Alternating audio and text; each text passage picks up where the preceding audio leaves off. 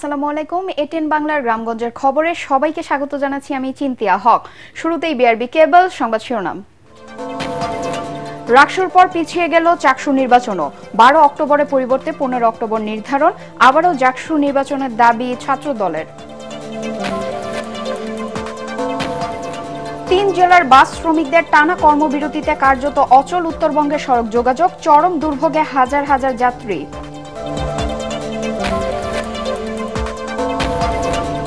মানিকগঞ্জে ভাড়া বাসা থেকে এক গৃহবধূ ও তার 2 শিশু সন্তানের মরদেহ উদ্ধার। লালমনিরহাটে স্বামী স্ত্রীর আত্মহত্যা।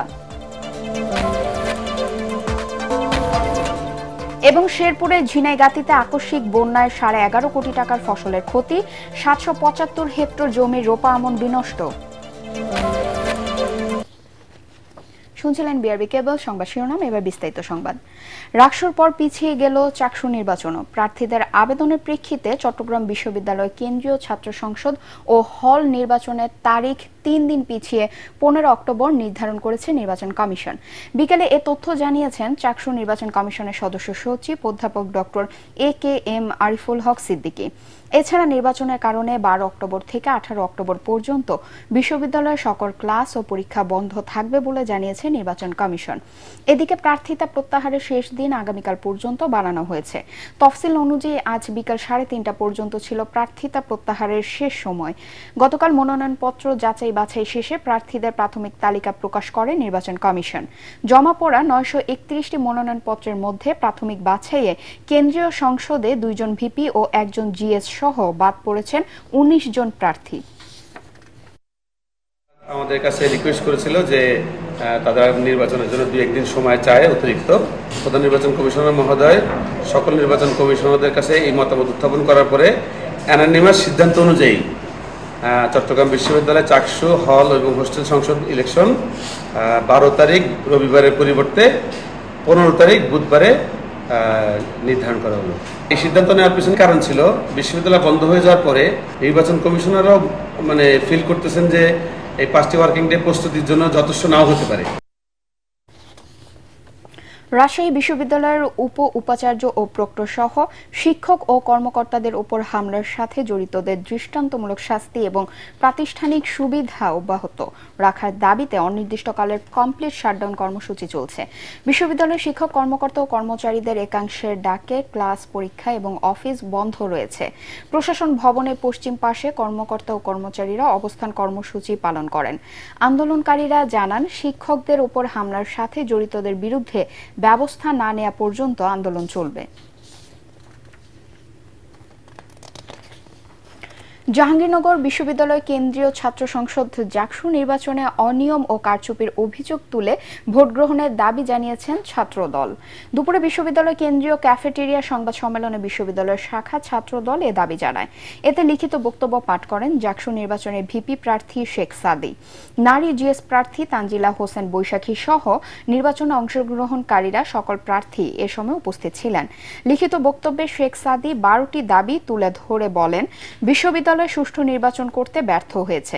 অনিয়মের বিষয়ে বিশ্ববিদ্যালয় প্রশাসনকে লিখিত অভিযোগ দিলেও তাতে সাড়া দেয়নি। এ অবস্থায় পুনরায় জাকসু নির্বাচন দিতে প্রশাসনের প্রতি আহ্বান জানান তিনি। 11 সেপ্টেম্বর জাহাঙ্গীরনগর বিশ্ববিদ্যালয় কেন্দ্রীয় ছাত্র সংসদ নির্বাচন অনুষ্ঠিত হয়। এতে ভিপি পদে বিজয়ী হন স্বতন্ত্র প্রার্থী আব্দুর রশিদ জিতু। এ সময় এজিএস সহ প্রায় 21টি পদে জয়ী হয় ইসলামী ছাত্র শিবির। পণ্যের দামাদামিকে কেন্দ্র করে সাভারে জাহাঙ্গীরনগর বিশ্ববিদ্যালয়ের একদল শিক্ষার্থীকে দোকানের ভেতর আটকে রেখে মারধরের অভিযোগ উঠেছে ব্যবসায়ীদের বিরুদ্ধে। পরে 5 শিক্ষার্থীকে যৌথ বাহিনী, বিশ্ববিদ্যালয় প্রশাসন ও জাকসু প্রতিনিধিরা ঘটনাস্থলে গিয়ে উদ্ধার করে। এই ঘটনায় ক্যাম্পাসে শিক্ষার্থীদের মধ্যে উত্তেজনা ছড়িয়ে পড়ে। সোমবার রাত 9টার দিকে সাভার বাজার বাস স্ট্যান্ডের পুরাতন ওভারব্রিজ সংলগ্ন রয়্যাল মার্কেটের একটি চশমার দোকানে এ ঘটনা ঘটে। প্রত্যক্ষদর্শীরা জানায় গণিত বিভাগের 53তম ব্যাচের শিক্ষার্থী আসাদুজ্জামান আসাদ ও তার সহপাঠী ওই দোকানে হেডফোন কিনতে যায়। দামাদামির এক পর্যায়ে উত্তেজনাকর পরিস্থিতি সৃষ্টি হয়। এক পর্যায়ে দোকানের মালিক সহ কর্মচারীরা শিক্ষার্থীদের উপর হাতুড়ি দিয়ে আঘাত করেন। উত্তপ্ত পরিস্থিতি এক পর্যায়ে অসুস্থ হয়ে পড়েন ওই দোকান মালিক। পরে আশপাশের দোকান মালিকরা তাকে উদ্ধার করে সাভারের এনাম মেডিকেল কলেজ হাসপাতালে নিয়ে যায়। এ সময় ব্যবসায়ীরা শিক্ষার্থীদের অবরুদ্ধ করে রাখে। উদ্ভূত পরিস্থিতিতে ঘটনাস্থলে ছুটে যান সাভার থানা পুলিশ, সেনাবাহিনী, বিশ্ববিদ্যালয় প্রশাসন ও জাকসুর নবনির্বাচিত নেতারা। শিক্ষার্থীদের উদ্ধার করে আহত দোকান মালিককে দেখতে যান জাকসু নেতারা।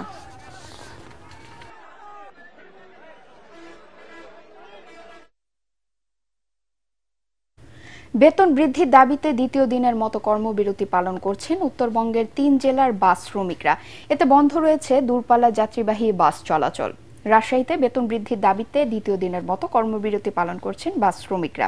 চালক ও সহকারীরা জানায় ২৪ থেকে ৩২ ঘন্টা কাজ করেও চালকরা বেতন পান মাত্র ১,২৫০ টাকা।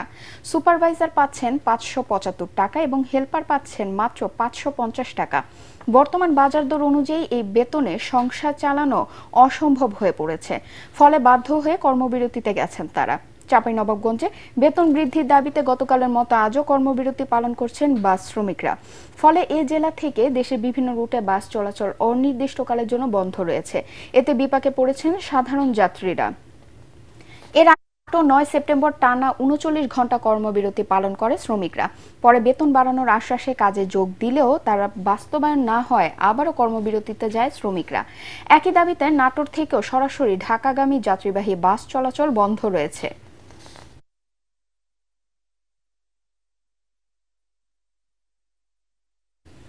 দেশের প্রথম বিমানবন্দর হিসেবে শাহ আমানত আন্তর্জাতিক বিমানবন্দরে পাইপলাইনের মাধ্যমে উড়োজাহাজে জ্বালানি জেট A1 ফুয়েল পরিবহন শুরু হয়েছে। দুপুরে চট্টগ্রামের পতেঙ্গায় পদ্মা অয়েলের প্রধান স্থাপনায় এর উদ্বোধন করেন জ্বালানি সচিব মোহাম্মদ সাইফুল ইসলাম। ৫.৭৭ কিলোমিটার দীর্ঘ পাইপলাইনের মাধ্যমে এখন থেকে শাহ আমানত আন্তর্জাতিক বিমানবন্দরে এই জেট ফুয়েল সরবরাহ করা হবে। বেসামরিক বিমান ছাড়াও এর সুফল পাবে বিমান বাহিনীও। পদ্মা অয়েলের নিজস্ব তহবিল থেকে ১৭০ কোটি টাকায় প্রকল্পটি বাস্তবায়ন করা হয়। চট্টগ্রাম বিমানবন্দর চালুর পর থেকে পতেঙ্গার গুপ্তখালে পদ্মার প্রধান স্থাপনা থেকে ট্যাঙ্ক লরি যোগে ৮ কিলোমিটার দূরে বিমানবন্দরের ডিপোতে জেট A1 জ্বালানি সরবরাহ করা হতো। এই বিমানবন্দরের চাহিদা দৈনিক ২,২৫,০০০ লিটার, বছরে ৬৫,০০০ টন। ট্যাঙ্ক লরিতে এ জ্বালানি পরিবহনে খরচ হতো বছরে ৮ কোটি টাকা। এ প্রকল্প বাস্তবায়নের ফলে ৮ ইঞ্চি ব্যাসের পাইপলাইনের ঘন্টায় ১৪০ ঘনমিটার জ্বালানি পরিবহন হচ্ছে। এতে বিমানবন্দরে জ্বালানি নিরাপত্তা ছাড়াও সিস্টেম লসও কমে যাবে।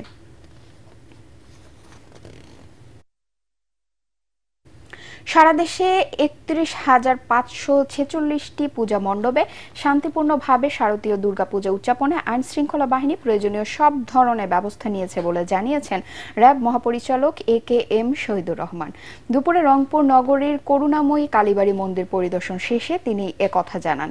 সামাজিক যোগাযোগ মাধ্যমে কেউ অপপ্রচার চালিয়ে শান্তি শৃঙ্খলা বিনষ্ট করার চেষ্টা করলে তার বিরুদ্ধে কঠোর আইনানুগ ব্যবস্থা নেওয়া হবে বলেও জানান র্যাব মহাপরিচালক। রংপুর করুণাময়ী কালীবাড়ি মন্দিরের সভাপতি ডাক্তার নিখিলেন্দু শঙ্কর গুহ রায় ও সাধারণ সম্পাদক মনোজ বণিক সহ অন্যান্যরা এ সময় উপস্থিত ছিলেন। বাংলাদেশ পুলিশ, আর্মড ফোর্সেস ডিভিশনের লোকজন, র্যাব, বিজিবি, আনসার, কোস্টগার্ড সহ সকল বাহিনী আমরা মাঠে আছি।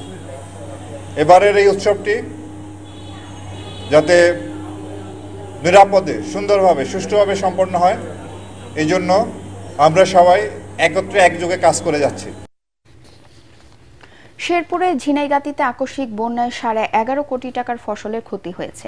এতে ৮,২৮২ জন কৃষকের ৭৭৫ হেক্টর জমির রোপা আমন ধান ও সবজি সম্পূর্ণভাবে বিনষ্ট হয়।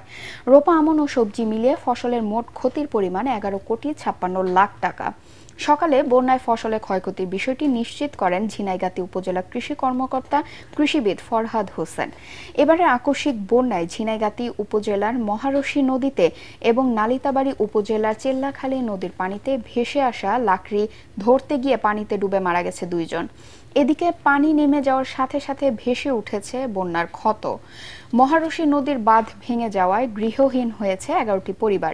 ঝিনাইগাতীর বন্যা দুর্গত এলাকা পরিদর্শন করে ক্ষতিগ্রস্তদের দ্রুত সময়ের মধ্যে পুনর্বাসনের আশ্বাস দিয়েছেন শেরপুরের জেলা প্রশাসক তরফদার মাহমুদুর রহমান। হবিগঞ্জের পৈলারকান্দি ইউনিয়ন পরিষদের চেয়ারম্যানের বিরুদ্ধে দুর্নীতি ও অনিয়মের অভিযোগ উঠেছে।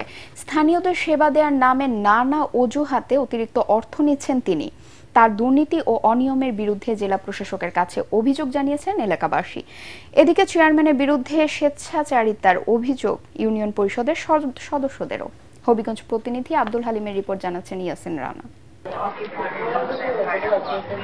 রক্ষক পরিণত হয়েছে ভক্ষকে। মানুষকে সেবা দেওয়ার নামে টাকা নেয়ার অভিযোগ হবিগঞ্জ জেলার বানিয়াচং উপজেলার পাইলারকান্দি ইউনিয়ন পরিষদের চেয়ারম্যান নাসির উদ্দিন চৌধুরীর বিরুদ্ধে। এলাকাবাসীর অভিযোগ, জন্ম মৃত্যু নিবন্ধন, পারিবারিক সনদ, ওয়ারিশান সনদ সহ যে কোনো সেবা নিতে গেলে 200 থেকে 5,000 টাকা পর্যন্ত অতিরিক্ত অর্থ নেন তিনি। প্রত্যাশিত টাকা না দিলে সেবা প্রার্থীদের নানা হয়রানি ও ভয়ভীতি প্রদর্শন করেন বলে অভিযোগ ভুক্তভোগীদের। চেয়ারম্যানের কাছে গেলে কোনো সার্টিফিকেট এলে স্যার টাকা ছাড়া দেয় না। সবাই এটা বললো না, এটা তো আমরা ডিসি হিসাবে দেওয়ান লাগে, মানে অনেক উঠতে আমরা দেওয়ান লাগে। 500 টাকা দিতে হইতো না, 500 টাকা হইতো না, টাকা মানে এমন থেকে মানে চাই মনে হয় কি 1000 টাকা দিছি চাই না আমার পিঠের মাঝে দস্তখত করে। চেয়ারম্যানের দাম কি চুলে দাঁড় হয়ে আসুন। আমি তো একজন ভোটার, তাহলে আমার অত্যন্ত গুরুত্ব করছে না। নির্বাচনে জয়লাভের পর থেকেই পরিষদ পরিচালনার নিয়ম না মেনে নিজের ইচ্ছে মতো দপ্তর চালাচ্ছেন বলে জানালেন ইউনিয়ন পরিষদের 2 সদস্য। পরিষদের চলাকালীন সময় আমি বলছিলাম যে প্রতি ওয়ার্ডে 2000 টাকা দিলে 9টা ওয়ার্ডে 18,000 টাকা হয়, পরে যদি কাগজ কলমের টাকা ফুরাই জায়গা আবার নেবেন, কিন্তু সেই কথার কর্ণপাত করেন। এদিকে জেলা প্রশাসকের দপ্তরে চেয়ারম্যানের বিরুদ্ধে লিখিত অভিযোগ দিয়েছে এলাকাবাসী। তদন্ত করে দোষী প্রমাণিত হলে তার বিরুদ্ধে ব্যবস্থা নেওয়ার আশ্বাস জেলা প্রশাসকের। তদন্ত করে যদি কোনো দোষী সাব্যস্ত হয় তদন্ত সাপেক্ষে আমরা ব্যবস্থা নিয়ে থাকি। দুর্নীতি ও হয়রানি বন্ধে চেয়ারম্যানের বিরুদ্ধে দ্রুত ব্যবস্থা নেওয়ার দাবি এলাকাবাসীর। Bureau report, ATN Bangla. নারায়ণগঞ্জের ফতুল্লার পিলকুনিতে নির্মাণাধীন ডিপিডিসির বিদ্যুৎ কেন্দ্রে ডাকাতির ঘটনায় 9 ডাকাতকে গ্রেফতার করেছে র্যাব। ঢাকা এবং নারায়ণগঞ্জের বিভিন্ন এলাকায় অভিযান চালিয়ে তাদের গ্রেফতার এবং ডাকাতির কাজে ব্যবহৃত একটি ট্রাক সহ লুট হওয়া অর্ধ কোটি টাকার বৈদ্যুতিক সরঞ্জাম উদ্ধার করা হয়। দুপুরে সিদ্ধিরগঞ্জে আদমজি র্যাব 11 এর কার্যালয়ে এক সংবাদ সম্মেলনে এ তথ্য জানান ব্যাটালিয়নের অধিনায়ক lieutenant colonel HM Sajjad Hossain. গ্রেফতার ডাকাত সর্দার লিটনের বিরুদ্ধে 5টি ডাকাতির মামলা রয়েছে বলে জানিয়েছে পুলিশ। মেহেরপুরের গাংনীর চরগোয়াল গ্রামে ক্লাবপাড়ার একটি মুদি দোকানের সামনে থেকে 2টি বোমা সাদৃশ্য বস্তু উদ্ধার করেছে পুলিশ। সকালে এগুলো উদ্ধার এবং তা নিষ্ক্রিয় করা হয়। পূর্ব শত্রুতার জের ধরে ভয় দেখানোর জন্য কেউ বোমা সাদৃশ্য বস্তুগুলো ফেলে রাখে বলে দাবি করছেন মুদি দোকানি কামরুজ্জামান লিপু। তদন্তের মাধ্যমে ঘটনার রহস্য উন্মোচনের চেষ্টা করছে পুলিশ। শারদীয় উৎসব দুর্গাপূজাকে ঘিরে যাতে কেউ বিশৃঙ্খল অবস্থার সৃষ্টি করতে না পারে সেজন্য সবাইকে সচেতন ও সতর্ক থাকার আহ্বান জানিয়েছেন বিএনপির কেন্দ্রীয় সাংগঠনিক সম্পাদক মাহবুবের রহমান শামীম। দুপুরে বান্দরবান জেলা বিএনপি আয়োজিত দুর্গোৎসব উপলক্ষে সনাতন ধর্মাবলম্বী ও পূজা উদযাপন কমিটির সাথে মতবিনিময় সভায় তিনি এ আহ্বান জানান। সুন্দরভাবে পূজা উদযাপনে বিএনপির সকল নেতাকর্মী সনাতন ধর্মাবলম্বীদের পাশে থাকবে বলেও জানান তিনি। বান্দরবান জেলা বিএনপির আহ্বায়ক সাচিন প্রুজেরি, চট্টগ্রাম বিভাগের বিএনপি সহ সাংগঠনিক সম্পাদক হারুনুর রশিদ ও বান্দরবান কেন্দ্রীয় দুর্গা কমিটির আহ্বায়ক নিখিল কান্তি দাস এ সময় উপস্থিত ছিলেন। জয়পুরহাটের খেতলাল উপজেলার শালবর গ্রামে 3য় শ্রেণীর ছাত্রী তাসনিয়া জান্নাতকে হত্যাকাণ্ডের ঘটনায় হত্যাকারীদের ফাঁসির দাবিতে মানববন্ধন অনুষ্ঠিত হয়েছে। সকালে বটলতলী বাজারে মানববন্ধন অনুষ্ঠিত হয়। শিক্ষার্থী সহ সাধারণ মানুষ এতে অংশ নেন। স্থানীয় সানরাইজ মডেল স্কুলের প্রধান শিক্ষক মাহবুবুর রহমান, খেতলাল পৌর বিএনপি সভাপতি আব্দুল আলিম ও সাবেক কাউন্সিলর তৈয়বুর রেজা সহ অন্যান্যরা এ সময় বক্তব্য রাখেন। মহানবী হযরত মুহাম্মদ সাল্লাল্লাহু আলাইহি ওয়াসাল্লাম ইসলামের সুমহান আদর্শ দিয়ে আইয়ামে জাহেলিয়াতের যুগ থেকে মানব জাতিকে হেদায়েতের পথে এনেছেন। চট্টগ্রাম জমিয়তুল ফালাহ জাতীয় মসজিদ ময়দানে ঐতিহাসিক তরিকত কনফারেন্স কাকদিয়া দরবার শরীফের মোর্শেদ আজম এ কথা বলেন। চট্টগ্রাম বিশ্ববিদ্যালয় সিনেট সদস্য ও সংগঠনের মহাসচিব অধ্যাপক ডক্টর মোহাম্মদ আবুল মনসুরের সভাপতিত্বে কনফারেন্সে উদ্বোধক হিসেবে উপস্থিত ছিলেন চট্টগ্রাম সিটি কর্পোরেশনের মেয়র ডাক্তার মোহাম্মদ শাহাদাত হোসেন। এতে বিশেষ অতিথি ছিলেন বাংলাদেশ জমিয়তুল মোদাররেসিনের মহাসচিব আল্লামা সাব্বির আহমদ মোমতাজি ও চট্টগ্রাম বিশ্ববিদ্যালয় গণিত বিভাগের চেয়ারম্যান অধ্যাপক ডক্টর জালাল আহমদ। সম্মেলন শেষে দেশ, জাতি ও বিশ্ব মুসলিম উম্মার সুখ, শান্তি, সমৃদ্ধি কামনা করে বিশেষ দোয়া করেন মোর্শেদ আজম।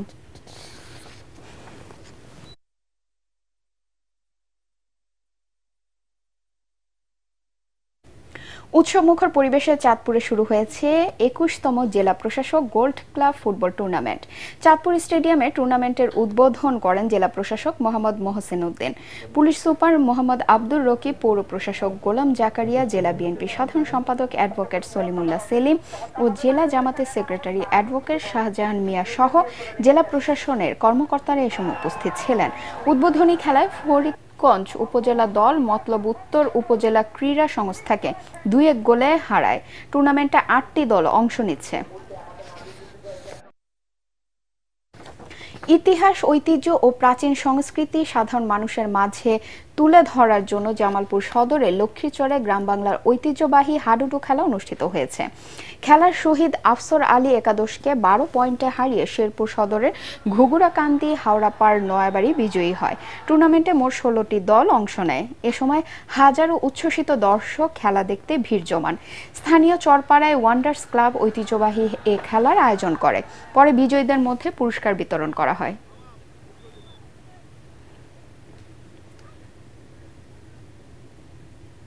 পরবর্তী সংবাদ দেখার আমন্ত্রণ জানিয়ে এখনকার মতো শেষ করছি। এটিএন বাংলা সংবাদ ইউটিউবে দেখতে ব্রাউজ করুন, youtube/ATN বাংলা নিউজ। ধন্যবাদ সবাইকে।